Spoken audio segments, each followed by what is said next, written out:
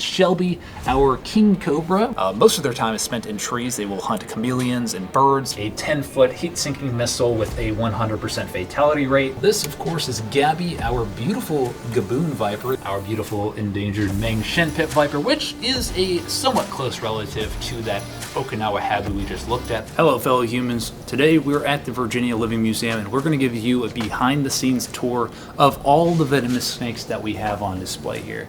It's somewhere around 25 to 30 different species, so let's take a look. We're going to start off with the native species. Over here, of course, is the copperhead, the eastern copperhead. Previously used to be broken into two different subspecies, the northern copperhead and southern copperhead, but now it is just the eastern copperhead. And then further southwest into Texas, you'll have the Trans-Pecos copperhead as well. Or no, they changed that. It's the broad-banded copperhead now. They keep changing things. It's ridiculous. In here, we have some substrate and some water, but there will be a cottonmouth in there tomorrow. It's not there right now, but hopefully it shows up. We'll see. Down here is the third and final native venomous to the state of Virginia, the the canebrake or timber rattlesnake. Now, the timber rattlesnake and canebrake used to be broken up into two distinct subspecies, if I'm not mistaken, but now they are all considered the same. Canebrake is generally the term they use for the southeastern coastal variety of the snake, and then timber is generally what you call it more inland, in places like the mountains of Pennsylvania, the western portion of Virginia, places like that. You'll usually hear it called the timber rattlesnake instead. Now we're going to move on to the venomous lizards that we have here. This is the Gila monster. This is the only venomous lizard native to the United States. And then if we look over to the right, you'll see the beaded lizard, which is the second true venomous lizard that you can find in the world. There is an ongoing debate as to whether monitor lizards do or do not fall into that category, but as of now, we're going to call it those two, though there are several distinct species of beaded lizards. Now, moving over here, you're going to see a snake that you probably recognize if you tend to watch videos on this channel. This, of course, is Gabby, our beautiful gaboon viper. This is the West African gaboon viper. There are two species, the West African and East African gaboon vipers, and they are known for having the largest fangs of any snake on the planet, reaching lengths of up to 2 inches, which is, as they say, just enough. Down here, we're going to move on to the two lanceheads we have on display. This is Bothrops alternatus, the Urutu. This is native to the southeastern region of South America, places like Argentina. You can find this beautiful snake. Now, lanceheads will oftentimes get very large, reaching lengths of up to 5, 6, even 7 feet long, but both of these are smaller species, so this is an adult Urutu lancehead. And then down here, we have Bothrops madagascensis, which is another smaller species of lancehead. This one I don't specifically know a whole lot about. I think the common name is the Madagascar lancehead. But a very cool snake, and not one you usually see here in captivity. In fact, I don't think anyone is breeding them in the United States, so you have to go over to Europe if you want to get your hands on them. They range into central Brazil. Also in the central Brazil region. Lanceheads, of course, can be found all up and down Central and South America, although in Central America there are only a couple of species, being the common lancehead and the Bothrops atrox and Bothrops asper. I don't know if atrox goes all the way up into Central America, though. They may be restricted to northern South America. But once you get into South America, there are dozens and dozens of different species of lanceheads, of which we have 2 here. I, of course, have a couple more at my place, and there are plenty more out there in the wild. This here we have is a very close relative to the West African gaboon viper we took a look at earlier. This, of course, is the rhino viper. Fun fact about these is that this actually used to be my favorite snake on the planet when I was a kid, and I still think they're pretty neat. Moving down here, we come across our first false cobra that we have. This, of course, is Lucifer, our Rinkals, which is a false cobra from South Africa.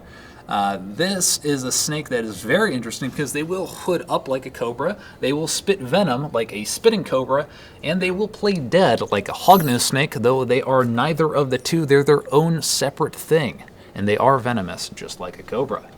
Now, the last snake we have in this row is native to North Africa and parts of the Middle East. This is the Cerastes or Saharan horned viper. And they're very cool. They sidewind just like the American sidewinder. They will bury themselves under the surface of the sand as well, which is why we have it on sand down there. Moving on over, we have the most venomous colubrid or rear-fanged venomous snake on the planet. This is the boomslang. There goes a hook. And they are very cool. They have very large eyes because they are very perceptive of their surroundings. They like to spend time in trees. Most of their time is spent in trees. They will hunt chameleons and birds and other lizards up in those trees. They are very attentive, very agile, very fast snakes, although they are generally shy. But you have to be a little bit careful because if they bite you, you will bleed. And you will not only bleed, but you will bleed from everywhere that it is possible to bleed from. Moving down is perhaps an even more potentially dangerous snake. This is the inland taipan, the #1 most venomous snake on the planet in terms of LD50 value, which, if you're wondering, the scale for measuring venom toxicity is LD50, which basically just means the smallest amount of venom that it takes to kill a set number of test animals, generally mice or rats. Some form of rodent is generally used for snake venom testing. Moving down, we have the spitters, which, as you know, they are also quitters. This is the red spitting cobra here, an African species of spitting cobra that can blind you from 10 feet away. So I try not to look them in the eye because that would go poorly for me. And then this is the equatorial spitting cobra, which is a very pretty yellow speckled snake. Now we're going to move on to the true cobras. Of course, we have some of our most notable cobras here being both Steve and Darnell. Of course, Steve is being a little shy guy in the back corner of his enclosure. Maybe he'll come out and play tomorrow. Let's hope so. And then Darnell is looking pissed off just out in the open, as he tends to do. What a wonderful animal. Moving down below that, we come across the second and final false cobra that we have on display. This, of course, is Shelby, our king cobra, which is not a true cobra. They are in their own genus. I was going to say it's a monotypic genus, which only has one species, but they recently changed that. There are now several different species of king cobra. I believe she is Ophiophagus bungarus, and she is probably about 9 feet now. She's definitely filled out quite a bit more, and she is becoming much more difficult to handle because of that. Down here, we have another empty enclosure, likely an escapee. So if you see an eastern diamondback in eastern Virginia, keep your eyes peeled. I'm just kidding, of course. It's just not here. We're going to put this one in display tomorrow morning. But this is going to be an eastern diamondback, which is the largest and probably the most dangerous snake to be bitten by in the United States. By large, I mean large venomous snake, reaching lengths of upwards of 7 feet. I believe the record just over 8 feet long. Here we have our beautiful arboreal viper setup. Going from left to right, this is the March's palm pit viper or Honduran palm pit viper. And this is an endangered species from Honduras, of course. A very beautiful snake. One of the most beautiful vipers out there, in my opinion. Some really great greens and blues on this specimen. Now, to the right of that, you will see a bush viper. Nothing super fancy about it, but they do look like little dragons with super heavy keeled scales, and they come in an assortment of colors, everything from black to pink to yellow, and pretty much anything in between. Next up is another fan favorite. This is Komodo, the beautiful blue insularis. They were recently featured in a film, I believe. Gary the Snake is based off of the blue insularis or Komodo Island pit viper, and they are truly a beautiful snake species. The final of the arboreal vipers is this, and this is probably the most special snake we have on display right now. This is the habu snake. There are a bunch of different habus out there, but this is the Okinawan habu, which is a very special snake. These get very large. They can get 7+ feet long, and they are just very uncommon to see here in captivity, so it is a treat to have this on display. Obviously, this is a juvenile. It's around a year, year and a half old, but one day, hopefully, it will be upwards of 6 or 7 feet. Give or take, so we'll see about that.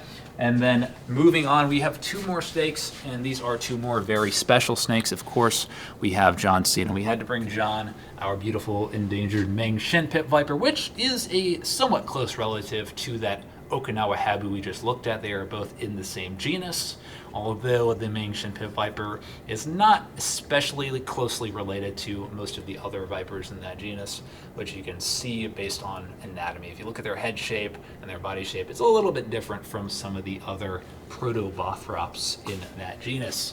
And the final snake, of course, is this beautiful black-headed bushmaster.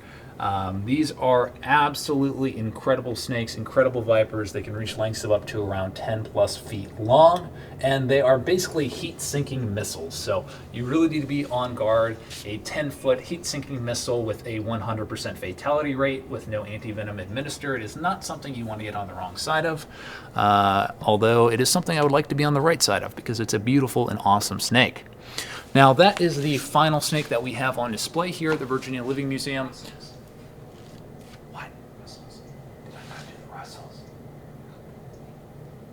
If we go over here, we have one more snake that we forgot because we're very special. This is the Russell's viper, another member of the Indian Big Four, alongside Steve, the spectacle cobra that we took a look at earlier. I do also have the saw-scaled viper, making 3 of the 4. And I have a different crate, not the correct crate to make all 4, but we'll see about maybe trying to do a Big Four setup in the future. These, of course, are known for being probably the single most deadly snake species on the planet. If not, they are top 2. Saw-scaled vipers kind of get confusing because there are multiple different species. So the figures that you can find online are kind of who knows. But these do kill around 5 to 10 plus thousand people per year, generally in India, due to lacking in medical care and anti-venom, of course, and being found in lots of rural areas. So not a snake you want to get on the wrong side of. They will literally turn your blood to jelly. Very uncomfortable from what I've heard.